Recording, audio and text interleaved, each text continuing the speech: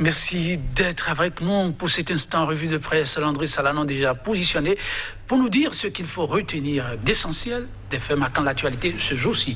Landry Salanon, bonjour. Bonjour, Joël Etonji. Alors, qu'est-ce que les confrères nous offrent ce matin? Écoutez, un autre candidat recalé par la Commission électorale nationale autonome décide de saisir la Cour constitutionnelle. Il s'agit de Nathanaël Coty, le président d'honneur du Parti pour l'engagement et la relève. Deux requêtes, évidemment, adressées donc à l'institution. À la fois, il se plaint de la Commission électorale nationale autonome et aussi de la violation de certaines dispositions par le duo Patrice Talon, Mariam Talata Zimé. Voilà, on attend évidemment la suite que donnera donc cette institution à ce recours. Le parti qui a aussi publié un communiqué pour, dénoncer un peu le jeu de ping-pong, voilà, auquel il a donc fait face, disons, en parlant des deux blocs qui soutiennent donc les actions du chef de l'État. Les Canards, évidemment, reviennent sur cette information relayée ce matin. Deuxième sujet aussi, savoir si tête fait rare. Il s'agit de Roselyne Vieira-Soglo. Elle est montée au créneau à travers, disons, une déclaration sur sa page Facebook. L'ancienne présidente de la Renaissance du Bénin a dénoncé, voilà, l'acharnement dont fait montre sa famille, notamment. Elle est revenue, sur ce sujet de braquage de l'un de ses fils, Galiou Soglo. On revient aussi sur ce sujet dans un essai. Puis troisième, abordé par les Canards, Joël Etonji. Hier déjà on en parlait, c'est-à-dire l'opérateur technique qui produit les passeports au Bénin, voilà, a évidemment mis la clé sous le paillasson, voilà, mis hors d'état de fonctionnement, voilà, tout son matériel. Certains journaux reviennent également sur cette information et appellent notamment les autorités à prendre la mesure de la situation. Merci à vous, Landry Salanon. On va donc y aller. On démarre avec quelque chose. Nous démarrons avec la dépêche. La dépêche qui nous parle donc, disons, de ce dossier de passeport. Alors, pour défaut de contrat avec l'opérateur Jeb Afrique, impasse sur passeport et titre de voyage au Bénin. Le journal, voilà, qui trouve toujours des images pour illustrer le fait des passeports enchaînés. Voilà ça. Manchette. Et puis le quotidien nous parle toujours du Bénin, notamment de la politique. Jacques Ayadji, qui est donc le président de Mouel Bénin, il dit ça pas de vérité sur les 3 durs retenus par la Commission électorale nationale autonome. Dossier réalisé par la Dépêche ce matin. Matin Libre revient sur ce dossier, notamment des titres de voyage. Et le journal qui s'interroge, ou notamment apporte des réponses. Pourquoi Jeb Afrique arrête la production des passeports? L'entreprise soucieuse de la continuité du service public, nous dit donc le journal. Et puis, sort réservé au chauffeur de Galiou Soglo. Roselyne Vieira-Soglo est donc inquiète. Roselyne Vieira-Soglo, ancienne députée, ancienne présidente de la Renaissance du Bénin. Et on parle aussi des réformes des factures normalisées à la une du journal. La Direction générale des impôts explique les avantages, nous dit le quotidien. Et puis, présidentielle de 2021, le parrainage. Le PER, Parti pour l'engagement et la relève, démasque un plan d'exécution. Notre temps, le label, revient toujours sur cette information, disons, du PER, évincé de la course à la présidentielle par la Sénat. Nathanaël Coty s'indigne et réclame justice à la Cour constitutionnelle. Vous avez la possibilité de découvrir le communiqué, voilà, publié par le journal, plus précisément, dit par le parti, précisément à la page 2 du quotidien. Et puis Point Média qui revient, disons, sur ces dénonciations du député Ahmed Afouobo, alias Soui. Voilà, après ces troublantes révélations, Soui saisit la Cour constitutionnelle. Quel sort lui réserve l'Union progressiste, s'interroge donc le journal. Et puis après l'invalidation de son dossier par la Commission électorale nationale autonome, Aïvo et ses alliés face à la presse, voilà, ce mardi, voilà la conférence de presse d'ailleurs, qui se déroule même en ce moment. Et puis Bénin, présidentielle de 2021, la Cour constitutionnelle suspend le recrutement de ses délégués électoraux, nous apprend par ailleurs le journal Point Média. Et puis parlant de l'agression de Galiou Soglo, Roselyne Vieira-Soglo est déterminée à défendre ses enfants. Elle réclame la libération du chauffeur de Galiou Soglo. Voilà, libération intervenue d'ailleurs dans la nuit de ce lundi. La Tribune de la capitale nous parle de ces polémiques autour, disons, de la présidentielle d'avril 2021. Il y a passe d'armes entre les mouvanciers et puis les opposants, nous dit le journal. Image de la candidate des démocrates, Rekiat Madougou à la une, également de ce membre du parti Les Républicains, André Okonlola. Et puis on boucle avec ce quotidien spécialisé, l'Économiste, qui nous parle donc de marché de capitaux islamiques dans l'UEMOA.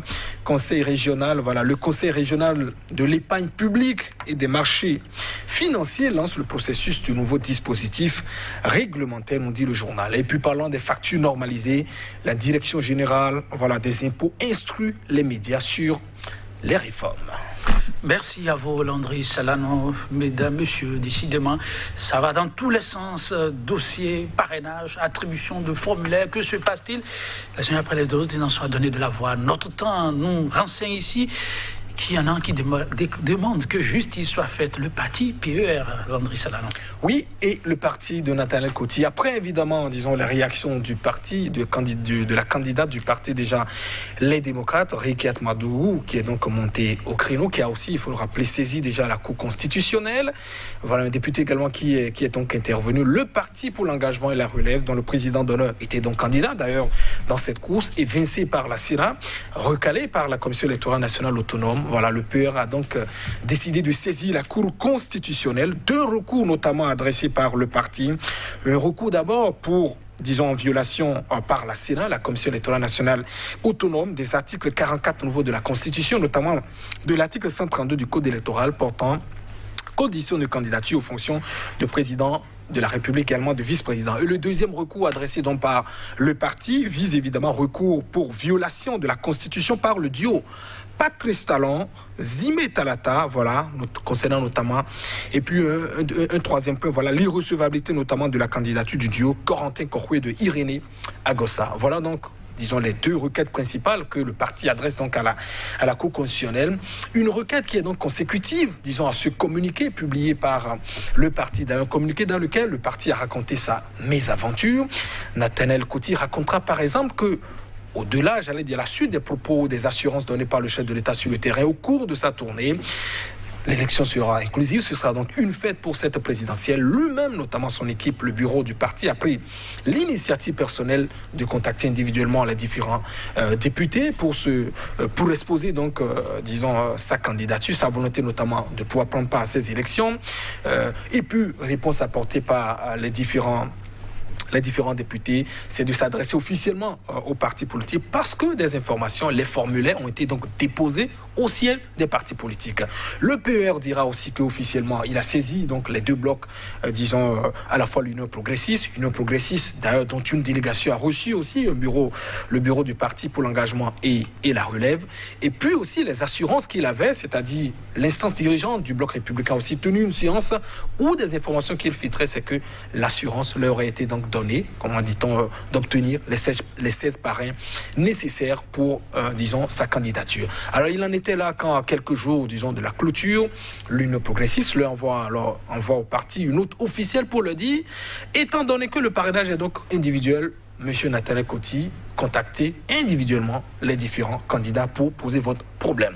Alors qu'à l'en croire, le parti était déjà informé que les démarches individuelles étaient donc en train de se faire. Alors pour résumer un peu sa démarche, il rencontre, disons, les parrains qui lui disent « adressez-vous au président de parti politique ». Il va rencontrer les présidents de parti politique qui le dit « adressez-vous cette fois-ci aux différents parrains individuellement ».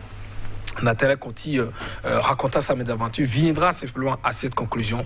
On m'a mis dans un jeu de ping-pong où on me faisait baratiner. Finalement, c'était une question de mauvaise foi qui était donc affichée. Alors, il a décidé de saisir la Cour constitutionnelle à travers 2 requêtes. Évidemment, on attend donc la réponse qu'apportera donc l'institution sur cela. Je l'ai étonné du point de vue de l'analyse, on dira simplement que ces récriminations qui sont donc en train d'être avancées, on voit quand même que la liste des candidats, ils sont quand même 17 à avoir été recalés pour le moment. Au-delà, je parlais tout à l'heure de Rikiat Madougou, suivi, disons, des propos du député Soui de l'Union progressiste. On voit un autre parti qui désormais monte officiellement pour le moment au créneau, le parti pour l'engagement et la relève, qui dénonce, voilà, ce jeu dont il a fait, c'est-à-dire on le baratinait au niveau des différents partis politiques. Lui-même est parvenu donc à la conclusion que la mauvaise foi y était et que, évidemment, disons, cette attitude, en tout cas des parrains, remet en cause cette volonté affichée par Patrice Talon. Lui qui a proclamé, sur Monts-et-Vallées que ces élections seraient donc une fête, alors qu'on a, pour le moment, en tout cas provisoirement, 3 listes, disons 3 duos retenus par la Commission électorale nationale autonome. Je dirais, qu'est-ce qu'on dira de plus? Depuis 2 ans, on dit pratiquement la même chose, Joël Itongi, sur la question du parrainage. Il n'y a pas autre objectif que l'exclusion et les mises en garde que nous faisons, puisque c'est aussi notre rôle en tant que médias, en tant que société civile, d'attirer l'attention des politiques et de dire, mais vous avez peut-être plusieurs nationalités, nous on n'en a pas deux, on n'a qu'un seul passeport. Et là même, l'émission est arrêtée des passeports depuis quelques jours, Joël Etondier. Ils ont peut-être aussi des billets réservés toutes les fois sur les vols, peut-être prêts à s'envoler à tout moment, mais ils ont cette obligation de nous préserver, de préserver la paix au Bénin. Et c'est le rôle, voilà, la mission, disons, que nous leur rappelons depuis plusieurs mois. Mais visiblement, on note un certain entêtement et le processus en cours. À un moment donné, nous serons quittes en disant... On aurait dit au moment opportun, Joël Etondier. Oui, vivement. Et chacun doit pouvoir prendre ses responsabilités. Il s'agit du Bénin. Et ce qui unit le plus les fils de ce pays, c'est bien cette nation. Vous le disiez tout à l'heure, d'autres canards sont revenus là-dessus. C'est aussi une question de sécurité. Une pièce indispensable, le passeport, blocus depuis quelques jours. Oui, bloqué. Voilà, depuis jeudi dernier, l'opérateur, lui, qui se charge évidemment, disons, de l'émission de ses passeports, a procédé au débranchement de son matériel à la direction de l'immigration et de l'immigration. Voilà, plus donc de possibilités pour les Béninois, les étrangers également, les nationaux, de se faire délivrer le passeport, document essentiel tout de même, pour pouvoir voyager. Alors c'est une situation très très difficile. Vous avez des gens qui sont donc malades, des alités à qui il faut donc rendre visite, des gens qui doivent donc se déplacer, aller donc en mission, tous bloqués parce qu'il faut ce document essentiel. Ça n'est pas tous les pays qui admettent donc la carte nationale d'identité. Et pourquoi c'est un problème de défaut de contrat pour le moment entre l'opérateur et puis l'État. On a vu, il avait bénéficié d'un contrat signé il y a juste quelques mois. Et puis patata, il en était là quand on lui remet encore un nouveau contrat qui remet totalement en cause les clauses du précédent, avantages fiscaux totalement, comment dit-on, bannis, annulés. Il se dit, je ne suis pas en mesure dans ces genres de conditions de pouvoir le produire, alors qu'il avait bénéficié d'un avenant depuis 2014, c'est-à-dire qu'il lui donnait le droit de produire un certain nombre de passeports. Je rappelle le chiffre 700 000 selon les informations qui nous ont donc parvenues. Il est important que l'État donc puisse taire ces divergences avec l'opérateur pour pouvoir, libérer les concitoyens et les étrangers. Le préjudice est donc énorme parce qu'une fois encore, la production des cartes nationales d'identité est supprimée depuis 2 mois en République du Bénin. Merci, on vous fausse compagnon. On se retrouvera demain. Gandhi dira, le peuple d'abord, l'individu après. Merci d'avoir été des nôtres.